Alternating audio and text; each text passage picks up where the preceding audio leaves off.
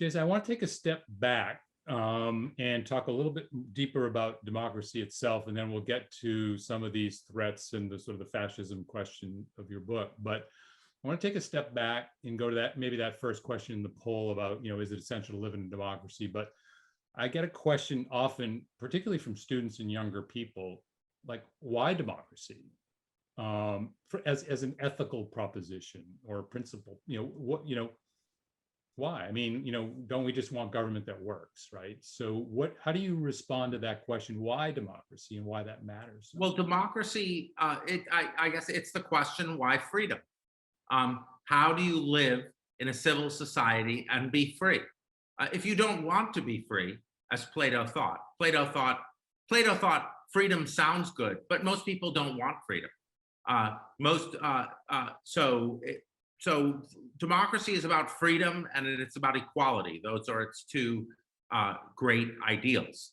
So you have to first ask if those ideals are important to you.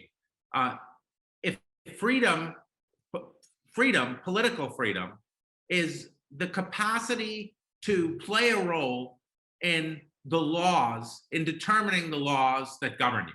Now, a perfect democratic society is one where we would all redo the laws and not follow the laws of generations that died before us. But that's probably too difficult in a large polity. But to have a role in the formation of the laws that govern you is political freedom. If you're not living in a society where you have a role in the laws that govern you, in which you can have no effect at all, or organizations that you participate in can have no effect at all, then it's like a monarchy. You're living under someone else's laws. And if you don't want to be free, then democracy isn't for you. And it isn't. So that's one argument. Now, there are other arguments that democracy is more efficient.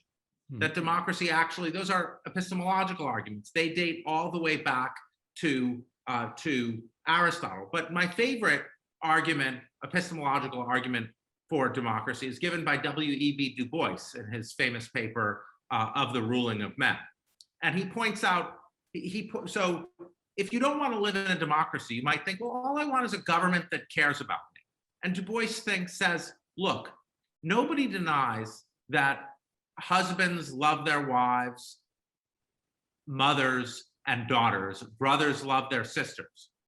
But look at the state of gender relations all across the world, where women have not been able to participate in the formation of the laws that govern them.